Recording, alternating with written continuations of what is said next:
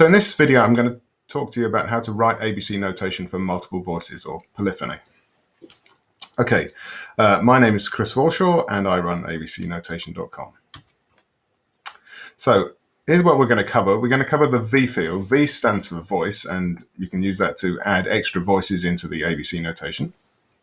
We're going to look at a load of examples. I'm not going to do any typing in this video. I'm just going to show you some examples of things other people have done mostly. So first of all, a simple example showing two voices, a sort of counterpoint for the song Amazing Grace. Then we'll look at how you can use an extra hidden voice for putting in the accompaniment, the chords, and that's quite a useful thing to do sometimes. And then we'll look at how you can set up soprano, alto, tenor and bass scores, just a couple of short demos, and then an actual tune that somebody's encoded, Ding Dong Merrily on High. And then a quick page at the end of this where I'll talk about what you can do to go further, because actually there's quite a lot you can do with extra voices, and I'm not going to be able to cover it all here, and I probably don't know all of it anyway. So let's jump in then. So here's my example file, and we're going to start with Amazing Grace. So this is a tune. I just found a load of these on the ABC website, and so I'll give you the links at the end, or I'll tell you where you can find the links. And so this one has just got two voices in counterpoint. I'll just play it quickly, or the start of it.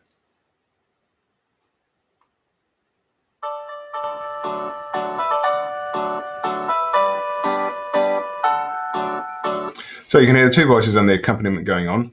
And in order to do that, all you need to do is use the V field to indicate what the voices are. So here we've got V1 and V2, and by default they get put on the same staff and lined up, so the bar lines all line up. I think they don't even have to have the same number of bars in each bit. The software will just figure out what to do. So I could put all the verse 1 here, and I could voice 1, and I could put all voice 2 here, and then they would get lined up, creating lines. So they don't all have to be alternating like this. Okay, that's the most basic usage, and you can see V1, V2 are used to indicate what the voices are, and then we switch back to V1 again here. Let's just zoom in a bit. There we are. Start with V1, go to V2, and then move back to V1. Okay, that's sort of most basic usage, and so it just looks like any old ABC, but only with the V fields to indicate that we've got two voices going on rather than one. One thing you can do as a sort of trick is you can use the V field to put in the chords, and I do that sometimes. Sometimes it's quite nice to separate out these accompaniment chords. So you can see here we've got D, D, D, G. Sorry, D, D, G, D. I use it to separate out those chords. So let's have a look at another example. So this is an example I talked about in the video about Easy ABC. And if you want to find out more about what I'm doing with the transposition and stuff here, have a look at that video. But here you've got the tune and the chords all put in together. Now, it can be quite useful to separate out those two things. So in the next version, the tune immediately below, I've separated out the tune, which I've put in a V field called melody. And so notice they don't have to be numbered. They don't have to be 1, 2, voice 1, voice 2, voice 3. I can just as long as they're called two different things. So melody and chords. So I label them as melody and chords. If they're not numbered, you have to tell the scoring system that they need to be put together. So that's this directive here. Again, I'm going to zoom in just a little bit so you can see it. So percent score, and then it tells the scoring system that they're put onto the same line rather than being put on two separate lines. Okay, so melody and chords are put on the same line, but I've then separated out the melody here, which you can see has no chords, and the chords here. And the way I've done that is put in these X4. So X, what X stands for is a note with no, an invisible note. Okay, so if I put an invisible note there, then when these two voices are put together, no note show up. If I put in a note here, then obviously we'd see both of them on the same line, but I'm using X to indicate invisible notes. And what that means is, first of all, it makes it easy to see the structure of the chord. So if you're just typing in the chords, it's easy to put them in separately. That's sometimes quite a useful thing to do. And the other thing it can be useful to do is if you want to, for example, here we've got this note here is shown as two tied quarter notes. If I want to show it as a half note, I can just put it as a 4. Okay, it looks a bit weird now, but when you play it back, it'll sound exactly the same as before, because the chord will come in at the right point. If I put the chord on this note, then obviously it would start a bit early. So if I want the chord to line up correctly, but I want the simplest score I can get, which is with this this half note, then that's a way to do it. Not necessarily recommended. You might think that's easier to read, but it's an option you can use. But it's quite nice to be able to separate out the chords. Okay, so that's using two different. That's an example of using two different voices, but on the same staff. Okay, suppose we want to do a typical soprano, alto, tenor, bass score. Then we can do it like this. So in this example, as you can see, let's just look at the score to start with. So this is just 4 scales, the C major scale for each of those voices, and put on a different clef, at least in the tenor and bass clef.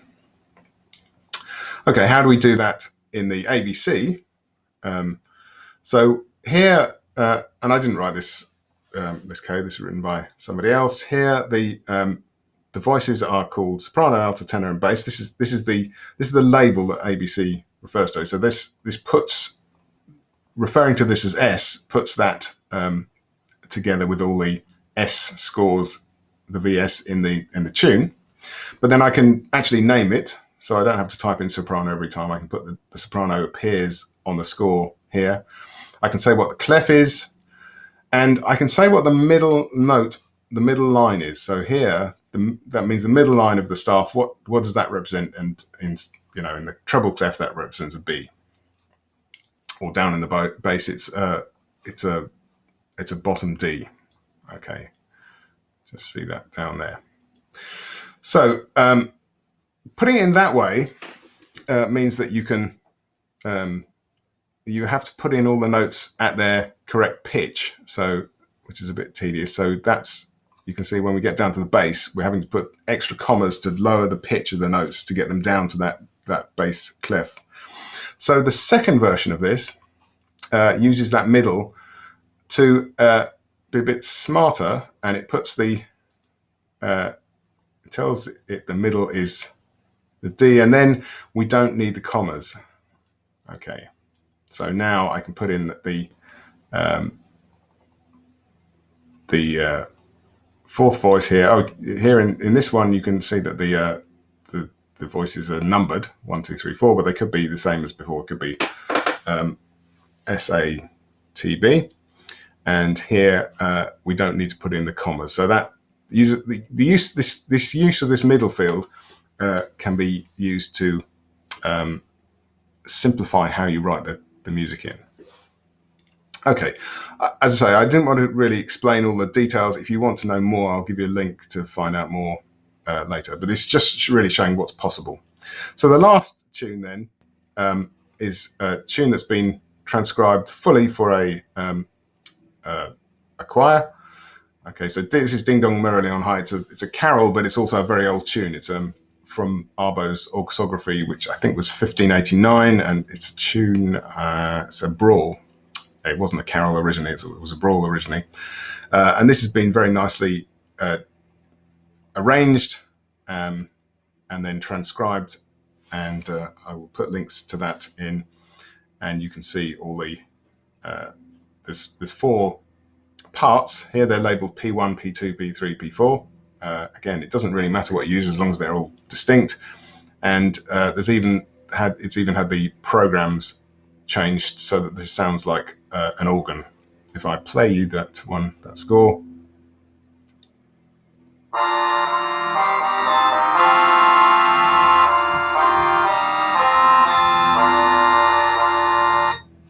There you go.